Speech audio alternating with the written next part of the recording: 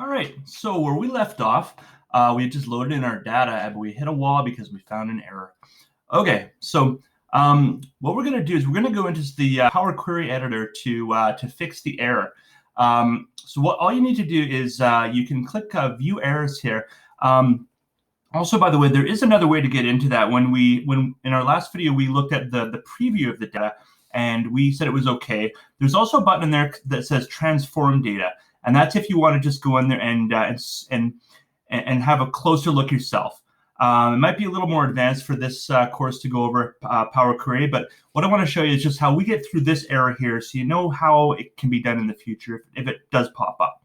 So let's click on View Errors here, and it's going to load up the Power Query Editor.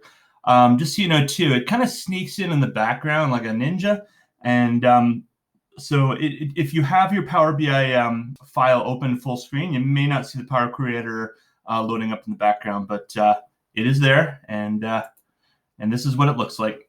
So what it is saying is that the one error that it did find is on row number 895,848. It found an error in the accounting period. It looks like it was null, and the voucher number was null as well. It looks like this whole line just had nothing in it. So probably safe to say that this is just a blank line that somehow got into our data, and it doesn't jive with the format required for an accounting period or a voucher number, and that's why it was kind of caught.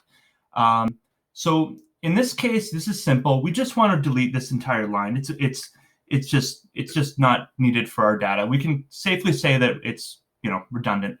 So let's go up here to the Remove Rows drop down here.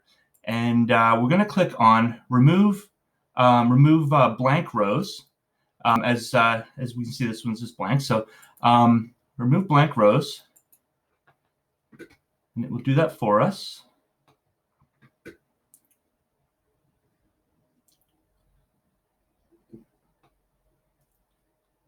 And I just want to keep this running so you know how long it takes. And we're also going to remove errors. So we're taking out all blank rows and all errors from the entire document, so that anything that kind of was caught here is just not going to come up again. So this kind of deviates from the keeping it simple of this tutorial, but I just wanted to make sure that you saw that this was just something that can happen. So so we've done that. So let's click Close and Apply, and that should remove this row from our data, and it's going to load it back in again. And looks like it's good to go. So removing that error got us closer to where we want to be.